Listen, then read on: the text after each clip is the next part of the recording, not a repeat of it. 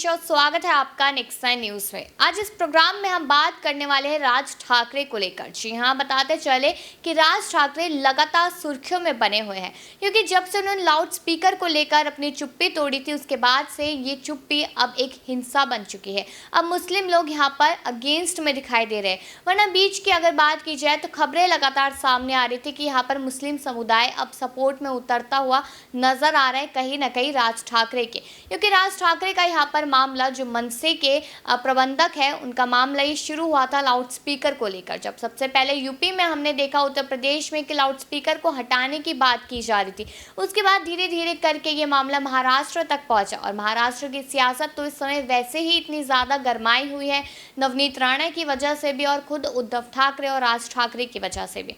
लेकिन loud speaker की पहले थोड़ी जानकारी देते आपको चले तो बता दें कि लाउड स्पीकर का मामला जब शुरू हुआ तो उस समय पर मस्जिदों पर से लाउड स्पीकर हटाए जा रहे थे, लेकिन जब ये मामला बढ़ने लगा तो राज ठाकरे कहते नजर आए कि मंदिरों पे से भी हटेंगे, क्योंकि लाउड स्पीकर कोई से भी हो वो हटने बेहद ज़रूरी है।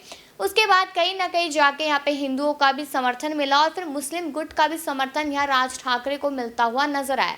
लेकिन अब क्या, अब यहाँ पर राज ठाकरे के पोस्टर्स लग चुके थे महाराष्ट्र में कि वो अयोध्या जाएंगे, उसके बाद योगी आदित्यनाथ से मुलाकात करेंगे और उसके बाद राम मंदिर जाके जो बन रहा है अभी उसमें रामलला के दर्शन करेंगे। इस तरीके की बात लगातार सामने आ रही थी, लेकिन यहीं पर यूपी के जो लगातार नेता है वो लगातार विपक्ष में दिखाई दे रहे हैं। बृजभूषण की बात कर ली जाए तो वो यहाँ पर लगातार उनके खिलाफ नजर आ रहे हैं, उनके विरोध में बात करते नजर आ रहे हैं। भाई लल्लू सिंह की बात की जाए तो यहाँ पर वो उनके समर्थन में दिखाई दे रहे हैं। तो कहीं ना कहीं जो यूपी के नेता हैं उनमें आपस में राज ठाकरे की वजह से भिड़ंत दिखाई दे रही है।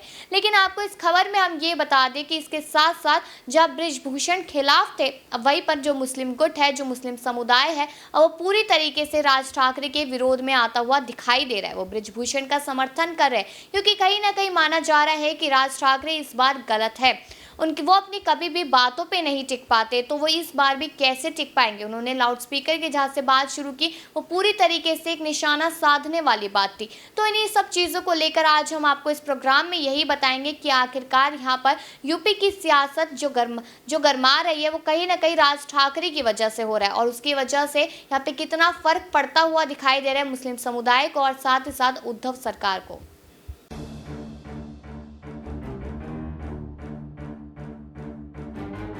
बता दें कि एक तरफ महाराष्ट्र नवनिर्माण सेना प्रमुख राज ठाकरे की 5 जून की अयोध्या यात्रा की तैयारी शुरू है, तो वहीं दूसरी तरफ बीजेपी सांसद बृजभूषण शरण सिंह ने राज ठाकरे को चुनौती दी है कि अगर वे कुछ साल पहले उत्तर भारतीयों पर हमले और उनके साथ किए गए गलत व्यवहार के लिए माफ़ी नहीं मांगेंगे तो उन्हें अयोध्या नहीं उतरने दिया जाएगा। बृजभूषण शरण सिंह कहते हैं कि राज ठाकरे अगर उत्तर भारतीयों से माफ़ी नहीं मांगना चाहते तो इस देश के संत समाज से माफ़ी मांग लें।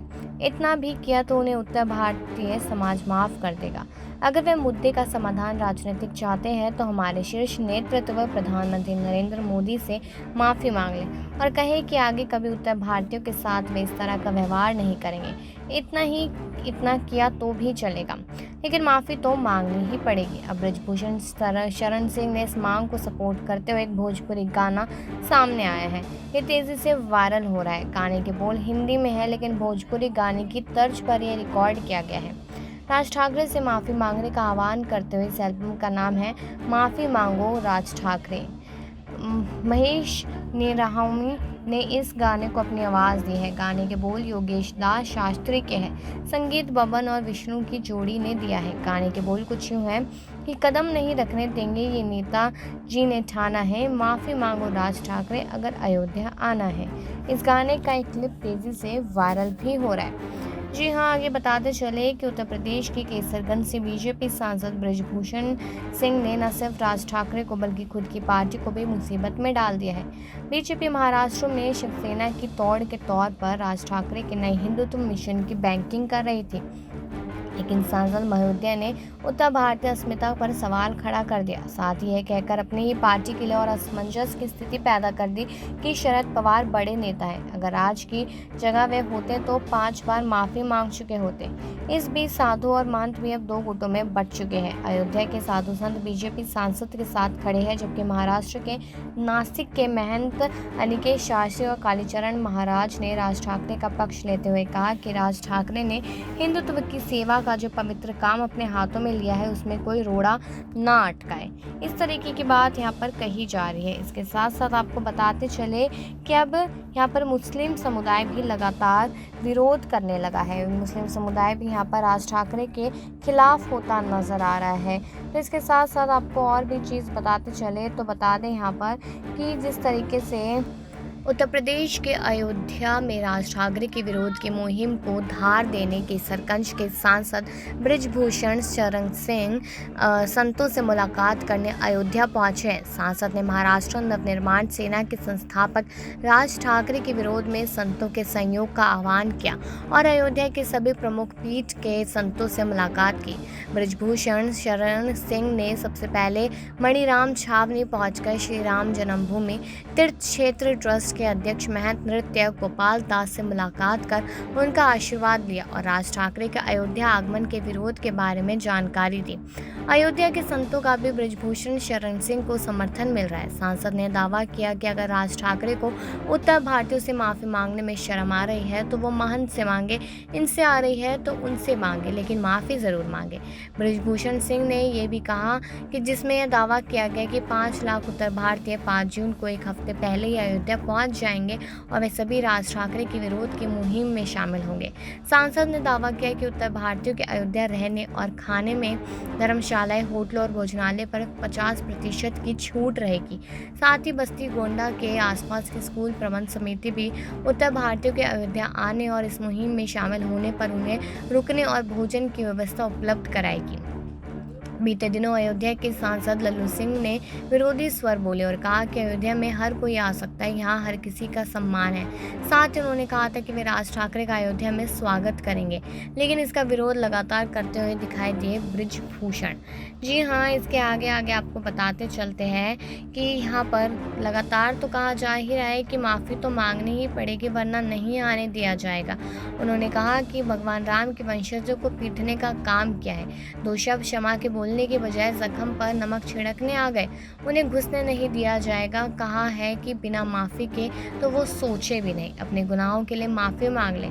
यहाँ से चूक गए तो उत्तर प्रदेश, झारखंड, छत्तीसगढ़, हरियाणा, मध्य प्रदेश, उत्तराखंड, बिहार जीवन में कभी नहीं जा पाएंगे। यह आंदोलन उनके लिए अवसर बनकर आया है। कहा कि यदि वे संतों से माफ़ी मांग लेते हैं तो हम आंदोलन छोड़ देंगे। रामनगरी के संत धर्माचार्यों से मुलाकात की है। अयोध्या हमारी है, हम उत्तर दिशा में बैठे यहाँ के रक्षक हैं। जल्दी सभी संतों से सामूहिक आशीर्वाद लेंगे, ये कहकर उन्होंने अयोध्या में आंदोलन के समर्थन में एक बड़ी सभा करने का भी संकेत दिया है। डॉक्टर सांसपुर सांसद डॉक्टर रामविलास दास वेदांती का भी आशीर्वाद लिया। राम जन्मभूमि के मुख्य अर्चक आचार्य सत्येंद्र दास के आश्रम गए। सत्येंद्र दास ने तो उनका विजय तिलक भी किया था और इतना सब कुछ यहाँ पर लगातार होते चला गया, लेकिन ये बात सामने नहीं आती कि आखिरकार क्यों राज ठाकरे यहाँ पर माफ़ी मांगने से कतराते नजर आ रहे हैं। क्योंकि ऐसा लगता है सिचुएशंस को देखकर ही कि यहाँ पर बृजभूषण कुछ भी करके राज ठाकरे को अयोध्या में एंट्री नहीं करने देंगे जब तक वो यहाँ पर माफ़ी नहीं मांग लेते। तो देखना तो यही है, लेकिन इसके साथ साथ